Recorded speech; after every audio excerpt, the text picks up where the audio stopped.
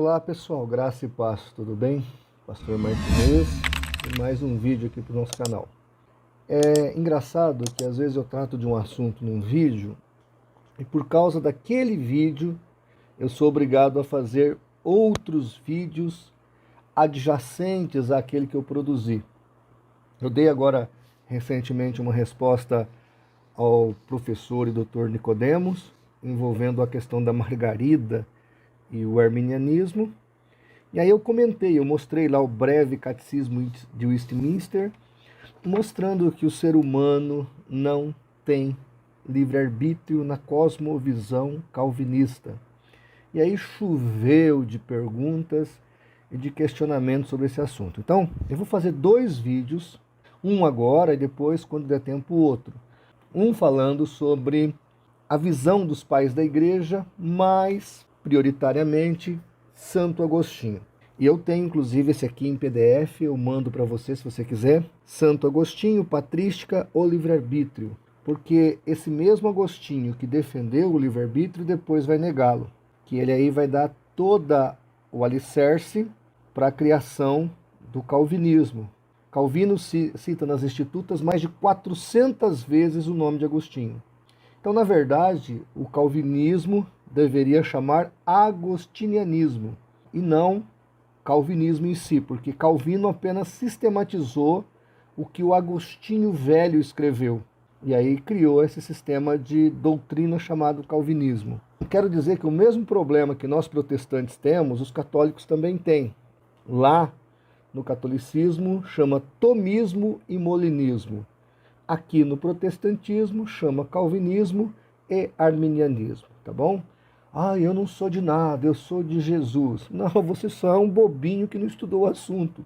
Porque se você estudar o assunto, você é uma coisa ou outra. Não tem jeito de ficar isento dessa questão. E você, inclusive, tem que se definir. Não dá para ser um cristão que não se definiu. Se você não se definiu, é prova de que você ainda não estudou o assunto. Mas vamos lá. Eu quero começar aqui.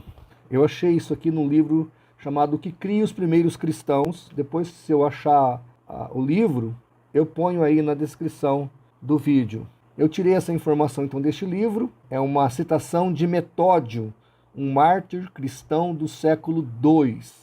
E olha o que ele escreveu. Então, nós estamos falando aqui de uma pessoa que viveu a era da igreja, está no século II. Ele escreve assim: aqueles pagãos que decidiram que o ser humano não tem livre-arbítrio, mas dizem que somos governados pela inevitável necessidade do destino, são culpados de impiedade contra o próprio Deus, colocando-o como a causa e o autor dos males humanos. Está aí na tela do seu televisor a colocação de Metódio. Veja que ele acusa a negação do livre-arbítrio como algo pagão. Então, os pais da igreja antes de Agostinho, nenhum deles aceitava a ideia de que tudo estava escrito e que a sorte das pessoas não poderiam ser mudada. Já as religiões que cercavam o cristianismo e o judaísmo daquela época, como o estoicismo, o maniqueísmo, que era muito forte, e diga-se de passagem, quase todas as religiões mundiais acreditam no fatalismo ou na predestinação incondicional. Então, o que tem que ser, será. Aí você tem hinduísmo, budismo, sikhismo, shintoísmo e outras. As religiões africanas, todas elas são fatalistas. As religiões animistas, inclusive aqui do Brasil, as indígenas, são fatalistas. A filosofia, estou pondo na tela do seu televisor, muitos filósofos defendem que o homem não tem livre-arbítrio. E nós temos, então, o cristianismo, que surge dizendo: olha, não é verdade. Você não precisa viver nessa casta inferior. Jesus se manifestou para livrar você do seu cativeiro e mudar o seu destino. Então, o cristianismo sempre foi um viés diferente. O cristianismo bíblico. É óbvio que eu não vou falar aqui, mas depois eu tenho aqui o livro. Quem quiser entender bem o que eu estou falando, vai numa livraria e compra a biografia de Santo Agostinho, da editora Record. É um livro dessa grossura, tem 800 páginas, mas aí você vai entender como é que Agostinho cria esse sistema de visão bem próximo do maniqueísmo ou do estoicismo, nessa questão envolvendo o livre-arbítrio. É bem verdade que quando ele vem para o cristianismo, ele já logo escreve contra, porque ele queria combater o estoicismo e o maniqueísmo. Depois, num choque que ele tem com Pelágio, então ele mergulha nessa visão e nega completamente o livre-arbítrio. Livre-arbítrio que ele defendeu claramente. E olha, gente, eu tenho aqui uma citação, eu coloco aqui na descrição do vídeo. O próprio João Calvino disse que Adão tinha livre-arbítrio. Depois, mais para frente, ele vai declarar que a queda estava decretada, ou seja, Adão não tinha livre-arbítrio. O calvinismo, estou pondo tudo aí na tela para você ler depois, separa o vídeo e leia. O calvinismo diz que todos os males que acontecem no mundo são determinados por Deus e para o seu beneplácito. Tá? Estou pondo aí na tela do vídeo, depois você para o vídeo, lê, vai lá conferir na Instituta. Se você quiser o PDF da Instituta, eu tenho também. Vai conferir. É uma coisa absurda. Por quê? Como diz, vou ler aqui para você. Como o próprio Agostinho vai dizer, quando você tira o livre-arbítrio do homem, sobra para Deus a autoria do pecado. Se o homem não tem livre-arbítrio e ele só faz o que está determinado por Deus, o que sobra então ao ser divino? A não ser assumir a autoria do pecado humano. Eu quero, antes de falar citar aqui o Agostinho, eu poderia pegar outras citações de outros pais da igreja, mas eu vou ficar em Agostinho porque é o que pega no calvinismo. Ele é uma autoridade para os calvinistas. Os outros pais da igreja, eles não respeitam muito no sentido dessa questão do calvinismo versus arminianismo. Então eu vou citar o Agostinho, porque aí a batata quente fica no colo deles. Outra coisa, o próximo vídeo que eu fizer, eu vou citar a Bíblia. N textos, são vários, são dezenas de textos que falam de livre-arbítrio. Então eu separei aqui alguns, os mais relevantes, e no segundo vídeo eu leio esses textos para você refletir e meditar. Vamos lá então.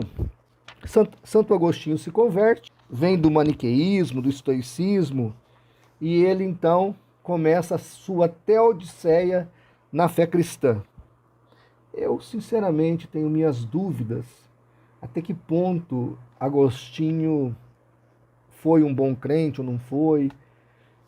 É uma figura controvertida. Eu não vou entrar nesse mérito. Eu acho que ele tem que ser pesquisado. O que ele fez, o que ele escreveu é relevante, não só para mim como cristão, mas para toda a humanidade. Ele é um filósofo cristão que teve a sua participação, é inegável a sua contribuição para a sociedade. Citando então Santo Agostinho para você, página 52 desse livro, vou pôr na tela.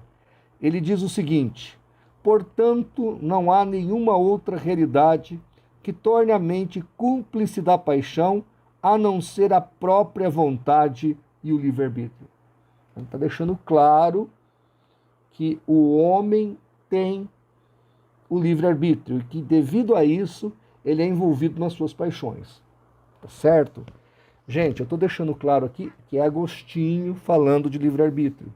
A igreja, antes de Agostinho, antes do século V, acreditava que o homem tinha livre-arbítrio, apesar de ser um livre-arbítrio danificado pelo pecado.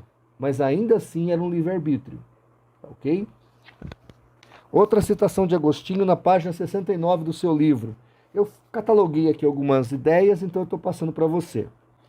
Mas quanto a esse mesmo livre-arbítrio, o qual estamos convencidos de ter o poder de nos levar ao pecado, pergunto-me se aquele que nos criou fez bem de nolo ter dado. Então, veja que ele está questionando. Não seria melhor Deus não ter subtraído do homem o livre-arbítrio? Por quê? Porque se nós erramos, é por nossa própria vontade, autocausada. Então, de novo, ele defende o livre-arbítrio. Continua Santo Agostinho na página 75. Diz Agostinho: na verdade, como poderia ser castigado com justiça aquele que se servisse de sua vontade para o fim mesmo para o qual ela lhe fora dada? Então ele está questionando. Como é que você vai castigar alguém se a vontade desse alguém está determinada? Você tem que castigar quem determinou essa vontade. Ele continua. O castigo, como a recompensa, seria injusto se o homem não fosse dotado de vontade livre. Ora, era preciso que a justiça estivesse presente no castigo e na recompensa, porque aí está um dos bens cuja fonte é Deus. Conclusão: era necessário que Deus desse ao homem vontade livre. Então veja, querido telespectador, o Agostinho jovem está deixando claro que você não tem como desassociar Deus do pecado se o homem não tiver vontade livre. Ele fala de novo: convém considerar a vontade livre do homem entre os bens? Uma pergunta retórica. Ele continua: uma vez esse ponto demonstrado, considerei sem hesitação que Deus nola deu e que convinha nola ter dado. E a afirmativa que Deus nola deu, sobretudo em vista desse bem. Estou só lendo as partes que me interessam aqui, que eu grifei. Mas tal conclusão não teria sido posta com clareza se não tivéssemos antes refutado o sentimento ímpio do insensato que diz no seu coração: Deus não existe. Se torna plenamente evidente a saber que a vontade livre deve ser contada entre os bens recebidos de Deus. Então veja que ele alega que a negação da vontade livre é uma obtusidade, é uma ignorância, e que se nós não assim procedêssemos com a liberdade humana, esse ser humano teria como autor dos seus pecados o próprio Deus. Eu estou botando aí na tela algumas frases de calvinistas famosos dizendo que Deus é autor do pecado. Depois você entra lá no site do CACP, tem este artigo lá, você pode ler.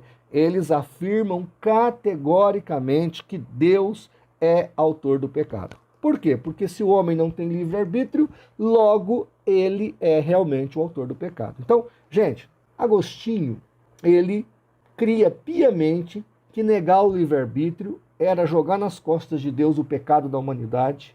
Ele cria piamente que o livre-arbítrio era algo cristão e o contrário, ou seja, o fatalismo, era algo pagão.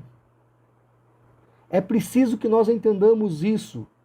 Poucas religiões mundiais trabalham com a ideia de livre-arbítrio. E a nossa fé cristã sempre trabalhou com essa ideia de que nós somos livres.